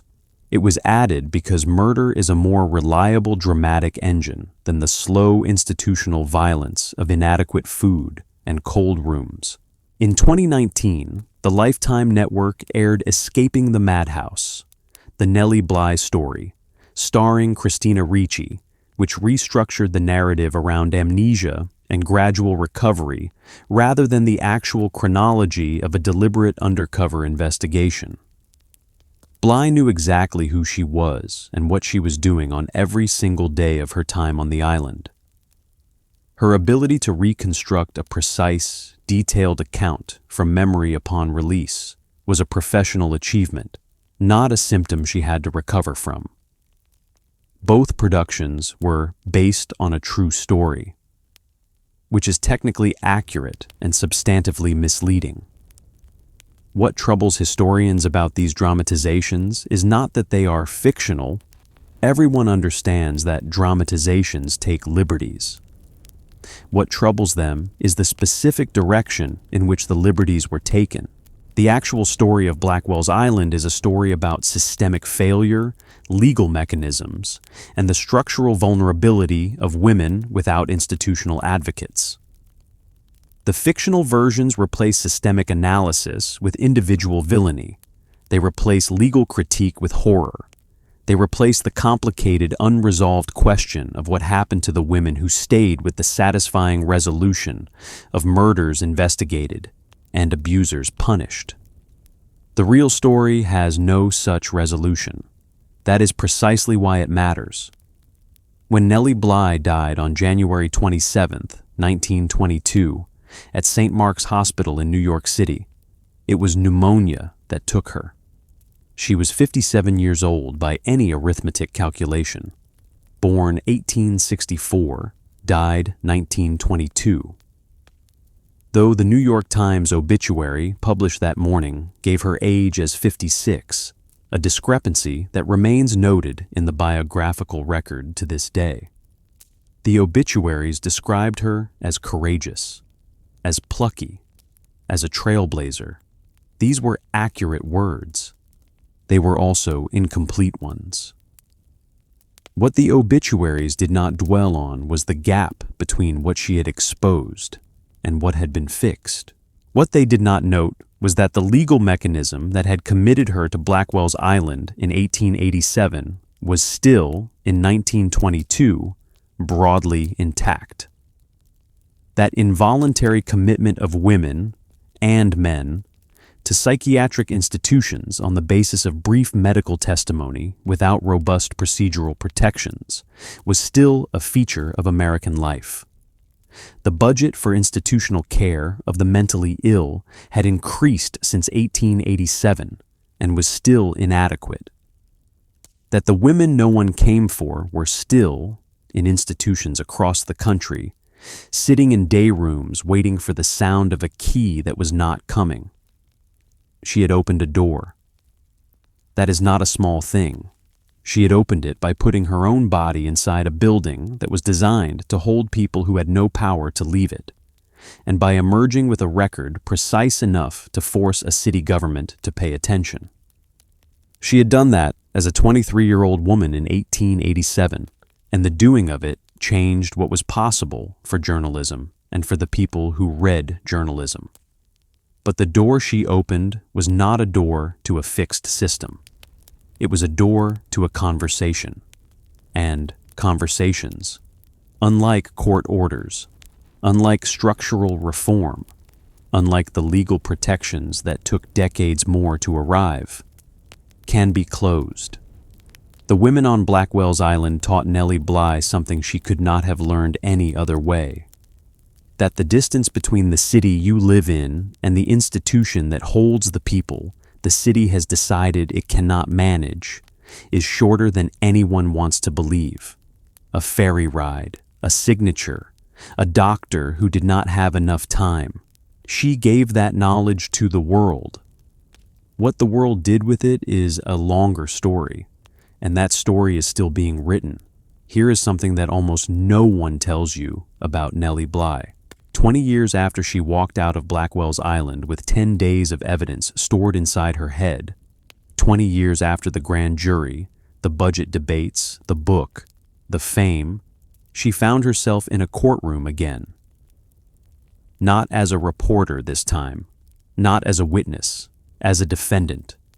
In 1895, Nellie Bly, 31 years old, famous across 2 continents, the woman who had circumnavigated the globe in 72 days, married Robert Livingston Seaman, a wealthy industrialist who was nearly 40 years her senior, born in 1822, the founder of the ironclad manufacturing company. It was a secret marriage, held privately at a church in Chicago on April 5th, 1895. She had known him for a matter of weeks. They kept it quiet for months afterward, at both their wishes. The papers eventually found out anyway. When asked, she did not deny it. Seaman was not a well man for long. On February 6th, 1904, while crossing a street in New York, he was struck by a horse and wagon. He lingered for 5 weeks. On March 11th, 1904, he died of heart disease caused by his injuries. Bly assumed the presidency of his company. She became, almost overnight, the operator of one of New York's largest manufacturing operations, a business that at its peak employed 1,500 workers and produced 1,000 steel barrels daily, at a moment in American history when almost no woman was doing anything comparable. She was genuinely good at it. She introduced employee welfare programs, better working conditions, and innovations in manufacturing. Her steel barrel business was generating over $1 million annually before the disaster arrived. The disaster was not of her making. Employees had been embezzling from her. Forged checks, fraudulent bills of lading, systematic theft that went undetected until the damage was already catastrophic. The bankruptcy petition against ironclad manufacturing was filed by creditors in 1911. The legal proceedings that followed stretched for years, with creditors contesting, courts ruling, and Bly fighting, sometimes successfully, sometimes not, to keep what remained of the business. She had spent her 20s exposing a system that could strip a woman of her legal personhood with a few strokes of ink. She spent part of her 40s being processed by that same system from a different angle, not as a patient, but as a businesswoman in the machinery of bankruptcy court and contempt proceedings and federal-level litigation. The machinery she had exposed in 1887 did not remember who she was. It processed whoever came before it according to its own logic. She had known that in Judge Duffy's courtroom at Essex Market, with her hands folded and her expression carefully empty.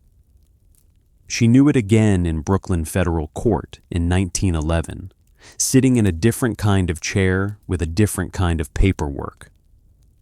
The irony is not lost on history, but history has been slow to sit with it. Let's talk about what scholars have done with Nellie Bly across the generations. In the decades immediately following her death in January 1922, the dominant version of Bly was uncomplicated. A brave young woman who had gone into a madhouse and come out with the truth, and whose courage had made things better for the women who could not speak for themselves. This version was satisfying. It had a hero, a villain, a crisis, and a resolution. It fit the narrative requirements of an inspiring biography and the educational requirements of journalism schools that wanted a founding myth for investigative reporting. That version was not wrong, but it was incomplete in ways that a generation of scholars beginning in the 1980s started to examine more carefully. The feminist historians and media scholars who revisited Bly in the latter part of the 20th century noticed something that triumphalist accounts had minimized. The story she told was filtered through a very particular social position. She was a white American woman, educated, professionally trained, and backed by one of the most powerful newspapers in the country. The women she observed in the asylum were often none of those things. They were poor. They were immigrants. They were women whose social circumstances had made them vulnerable to commitment in ways that Bly's circumstances had not. And the protection that rescued her after 10 days was available precisely because of who she was and what institution stood behind her. This does not mean the women she wrote about were not helped by her account. Some of them were. But scholars began to ask, whose story was it, really? Whose suffering drove the narrative, and whose suffering was the point? And the answer was more complicated than the original telling had allowed. By the 2000s and into the 2020s, researchers working in disability history, immigration history, and the history of psychiatry began to read 10 Days in a Madhouse through frameworks that had not existed in 1887 or even in 1987. They noted something subtle but important. Bly's argument for her own sanity depended on distinguishing herself from the women around her, on making clear that she was an exception, a sane person wrongly placed, rather than questioning the entire framework by which the institution was sorting women into sane and insane. Her argument, at its core, was, I am sane and I do not belong here, and here is what is being done to the women who are here. That is a powerful argument, but it is not the same argument as the entire system by which this institution decides who belongs here is illegitimate and should be dismantled. She made the first argument brilliantly. The second argument, the one that would have required her to question not just the conditions of the asylum, but the legal and medical foundations of involuntary commitment itself, was an argument that 1887 journalism was not equipped to make, and that Bly, working within the expectations of her publication and her era, did not make. Historians are not criticizing her for this. They are noting it, and the noting matters.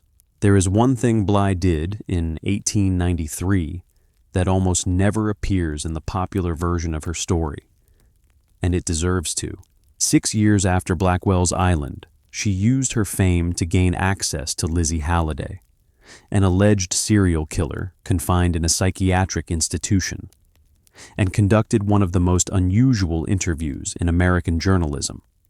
The woman who had gone inside an asylum as a patient was now going back inside as a journalist with credentials to interview someone the institution had classified as dangerously insane. Full circle, deliberately. She understood something about the inside of those buildings that most journalists operating from the outside did not. Now, I want to take you somewhere that has nothing to do with a courtroom or a scholarly journal. I want to take you to Roosevelt Island in the present day. The island in the East River between Manhattan and Queens has had 4 names in its history. In 1887, when Nellie Bly crossed to it on the wooden ferry, it was called Blackwell's Island, named for the Blackwell family who had farmed it in the colonial era. In 1921, the city renamed it Welfare Island as part of a wave of municipal reforms. And on August 20th, 1973, after the city leased it to the Urban Development Corporation with plans to build a residential community, it was renamed Roosevelt Island after Franklin D. Roosevelt. 3 names. Each one tells you something about what the city wanted to believe about what it was doing with that piece of land. If you stand on the southern tip of Roosevelt Island today and look south toward the spot where the women's lunatic asylum once stood, you will see a park, lawns, benches, people walking dogs. The East River is moving alongside, the way it always has. Manhattan's skyline close enough that you could, if you wanted, shout toward it and imagine someone hearing you. The asylum buildings are gone. Not all of them. There are remnants of other institutional structures on the island, preserved as ruins and landmarks. But the main body of the women's lunatic asylum, the building where Nellie Bly spent 10 days in October 1887, was demolished. The stone was hauled away.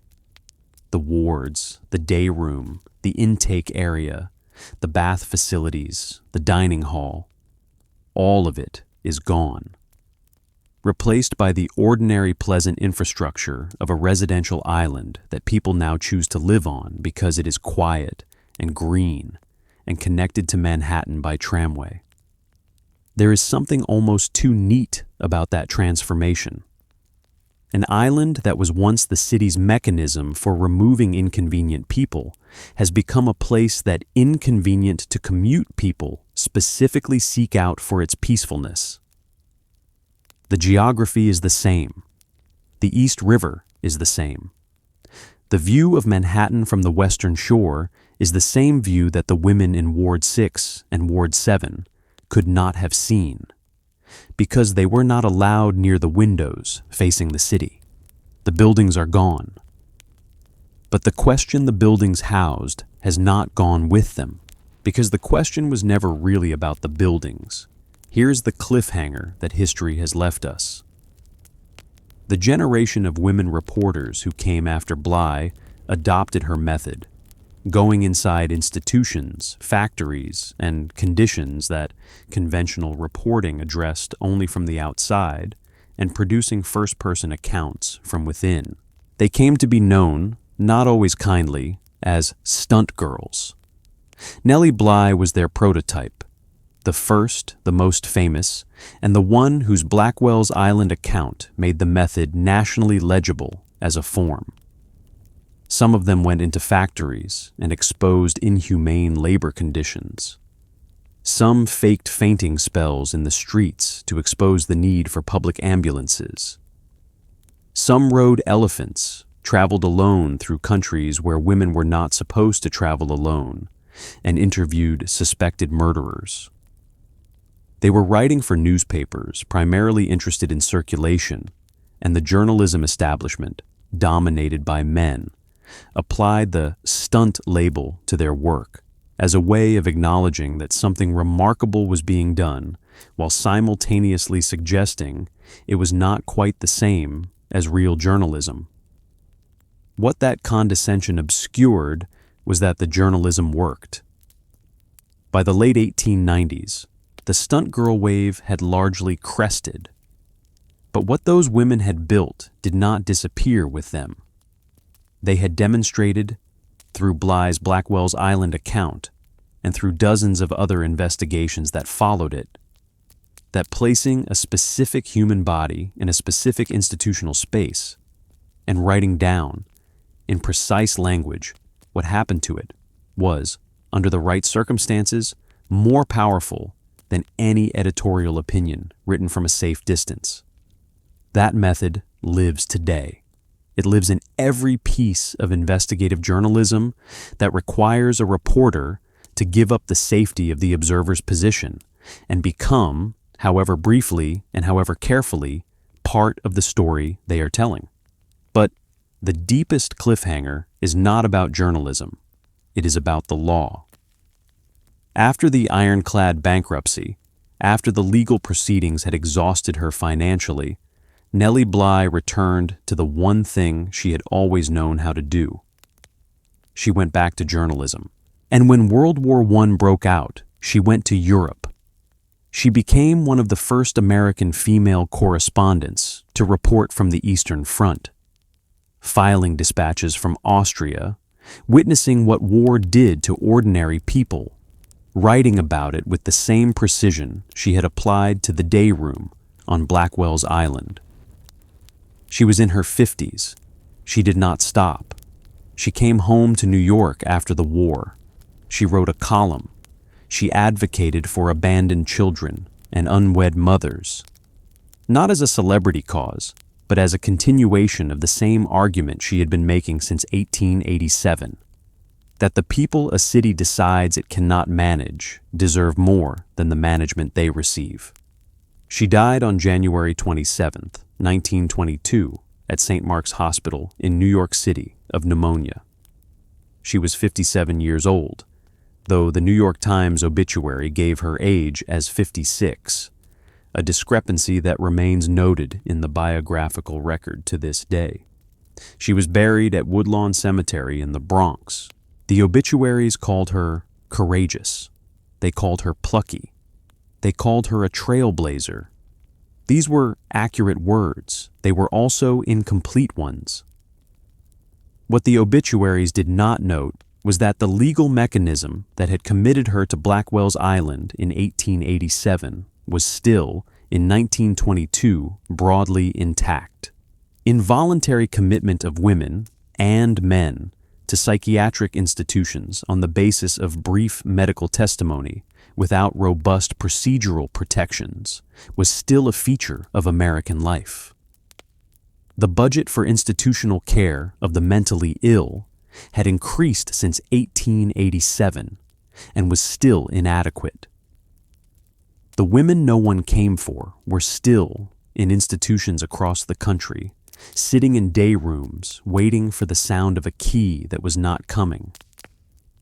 The legal mechanism that committed Nellie Bly to Blackwell's Island in the fall of 1887 was not abolished in 1887 or 1888 or the decade that followed.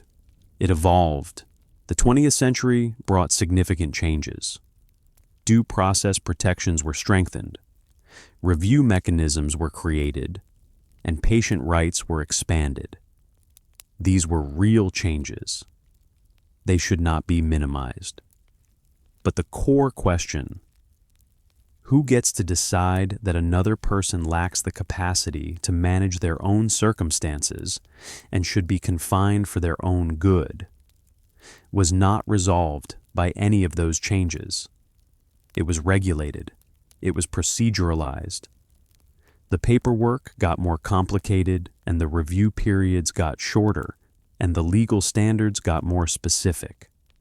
But the question underneath the paperwork is still the question Bly was asking in 1887. And it is still being asked in courtrooms, hospital intake rooms, and policy debates right now. It is asked every time a doctor and a judge together decide that a person in distress needs to be removed from their own life for a period that the person themselves has not chosen. Sometimes that decision is correct. Sometimes it saves a life. Sometimes the person being confined is genuinely in danger, and the confinement, carefully conducted, humanely managed, with real treatment and real support, is the intervention that allows them to survive something they could not have survived alone. And sometimes it is not correct. Sometimes the person being confined is frightened and confused and unable to communicate their circumstances in the specific way that the intake process requires. And the system, moving efficiently under pressure with too few resources and too little time, makes the same mistake it made with Tilly Mayard in October 1887. The mistake is structural. It lives in the gap between what the process is designed to determine and what the person in front of the process is actually experiencing.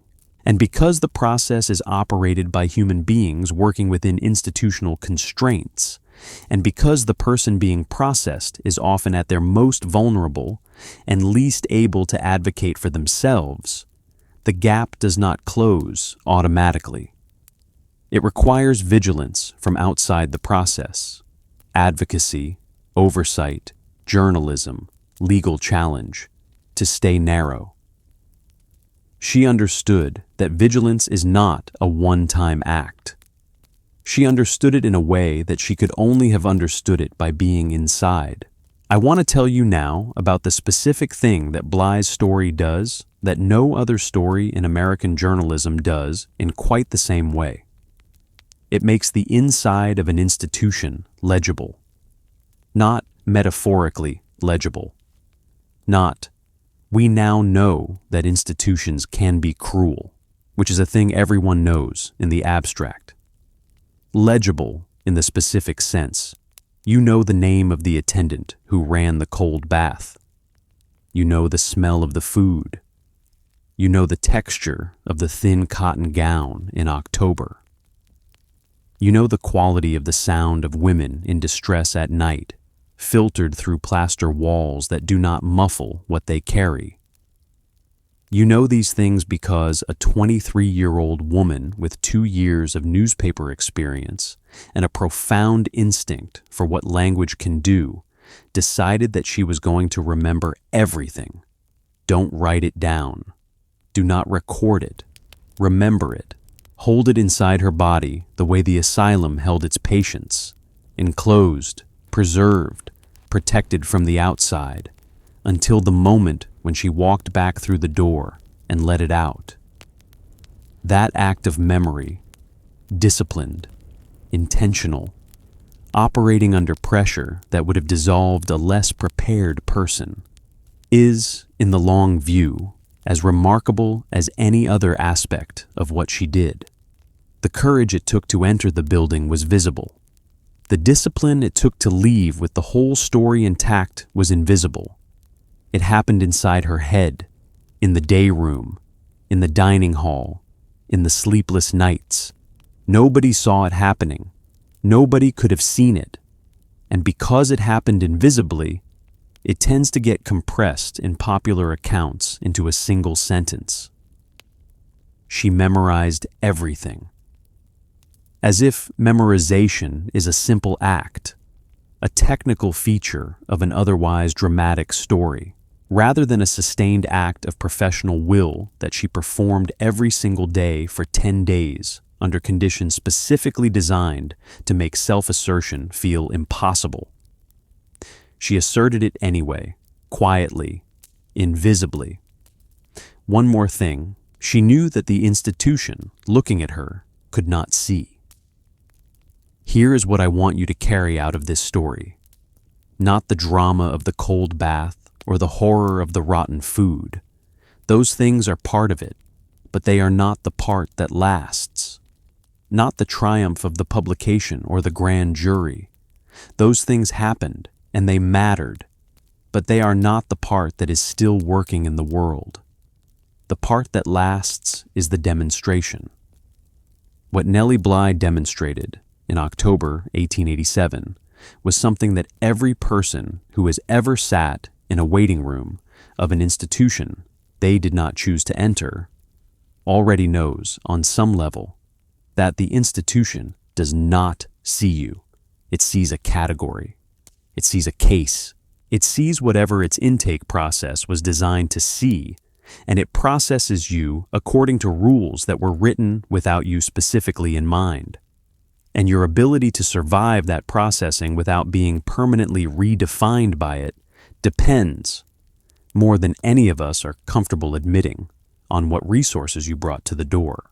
She brought a newspaper behind her and a trained journalist's mind and the specific social position of a white American woman in a city where that position, though limited, was still more protected than the positions of the women around her. What she gave back, what she spent 10 days earning and several months writing and the rest of her life defending, was the account, the specific, grounded, precise account that made it impossible for a period of time for the city to look away. That is what journalism can do at its best. Not to change the world. Do not fix the institution. Not rescue everyone who is inside. Make it impossible for a specific period of time for the people who have the power to change things to pretend they don't know. That is a limited power. It has a limited duration. It runs out when the story stops being new, when the audience's attention moves to the next outrage, when the officials who were briefly embarrassed stop being embarrassed and go back to managing their budgets and their wards and their paperwork. But for the duration of its power, it is the most important thing journalism can do. The buildings on Blackwell's island are gone. The women whose names Bly barely had time to learn are gone too. Not just dead, which they would be, but absent from the historical record in the specific, institutional way that happens when a person spends their life being processed rather than documented. They existed, they suffered, they ate bad food and sat in hard chairs in cold rooms and made the small, unrecorded resistances that human beings make when they have not yet let go of themselves. They were real. And the historical record, which did not organize itself to follow them, has left only traces. A first name in Bly's account, a nationality, a sketch of circumstances that she captured in the brief windows when conversation was permitted. Their full stories are gone. Bly gave them what she could.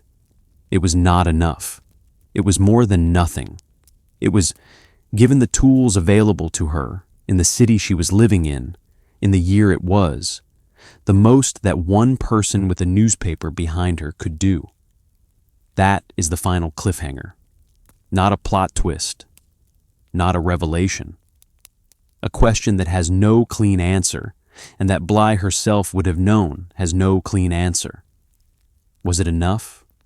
It was enough to open the door. It was not enough to keep it open. The door required, and still requires, someone standing at it, watching, writing, refusing to look away. The island sits in the East River between Manhattan and Queens. The tramway runs over it on a cable that hums in cold weather. On clear days, you can see both shores from the middle of the river. You can see the city you came from and the city you're going to, and the water moving underneath you. In 1887, if you were on that ferry, the wooden dock, the short crossing that took you from the ordinary world to the place the city kept the people it had decided it could not manage, you could see those same two shores. And the question of which shore you were going toward was decided not by what you thought or felt or knew about yourself. It was decided by what the paperwork said. The paperwork said you were mad. The paperwork was wrong.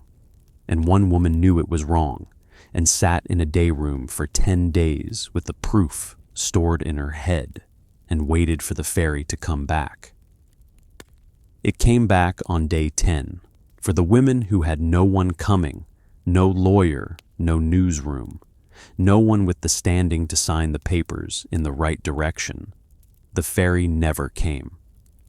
Some of them waited for years. Some of them are still waiting in the only way that people who are gone from the world can still wait. In the silence where their stories should be, in the gap in the archive where a name or a face or a voice would be if someone had thought, once, to write it down. Nellie Bly thought to write it down, not all of it, not enough of it, but enough to make sure we know the silence is there. And that silence, if you listen for it, is the loudest thing this story ever said.